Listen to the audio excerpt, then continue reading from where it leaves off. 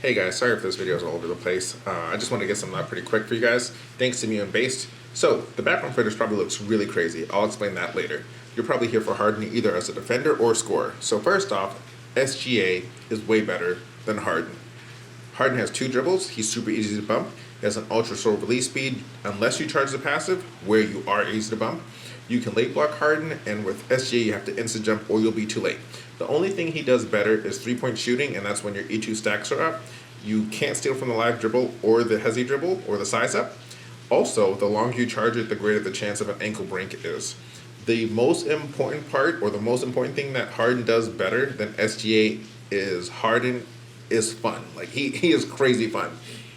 Anyways, with that said, the skill gap is entirely dependent on microwalking. So if you played like a fighting game like Street Fighter, microwalking is taking tiny steps between inputs, which allow you to complete actions or combos that you would not otherwise be able to do.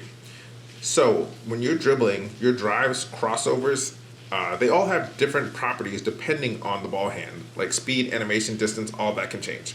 So the most obvious one is something like SGA spin. As an example, you can take the same exact input, 3 drives to the right. Microwalking will allow you to get a different animation or output. So with Harden, he only has 2 crossovers, 2 step backs, and a size up dribble to work with.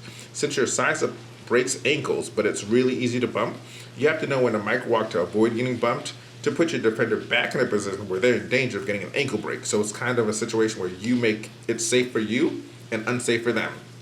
Then you need to know how to microwalk to get the most dribble distance or speed through ball hand switching. So if you see someone approaching you, you microwalk away to the point where you're safe from the bump and they're in danger of ankle breaks.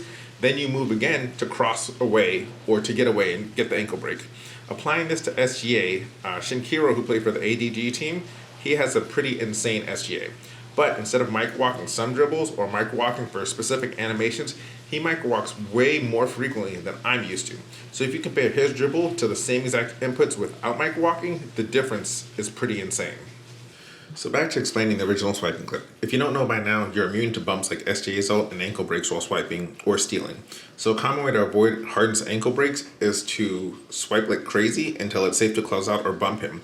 Another thing defenders will do is they'll guard from behind him or from the side, and then they'll use block angle to catch up and try to block the step back while still cutting off half of his dribble options.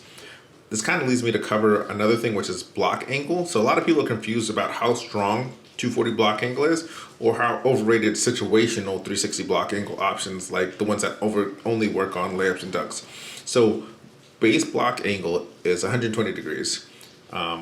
This is what 240 block angle looks like. This is 270, and of course 360 is the full thing. But when you block directly from behind or use 360, your block range is greatly reduced.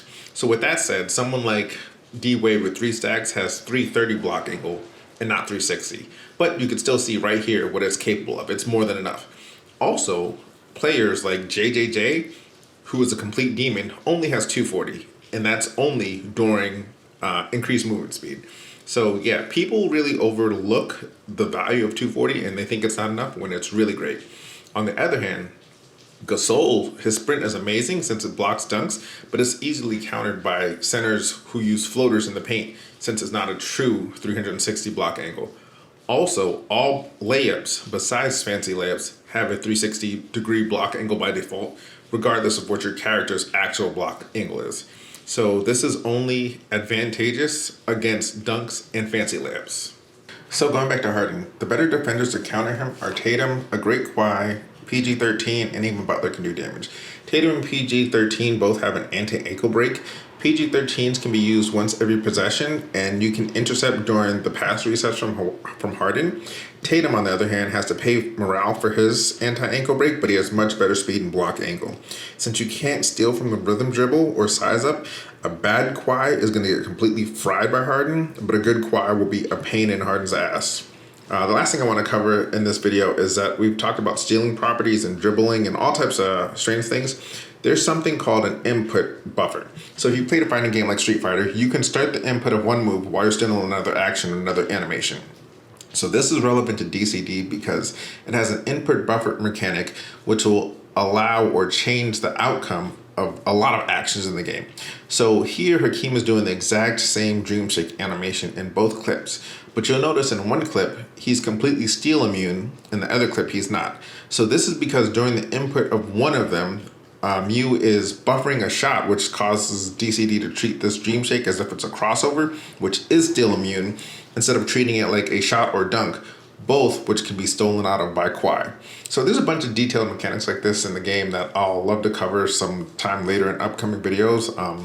Right now, to get out there and enjoy Harden. Also, Karl Malone is like 5 times better than Harden, so be ready for that.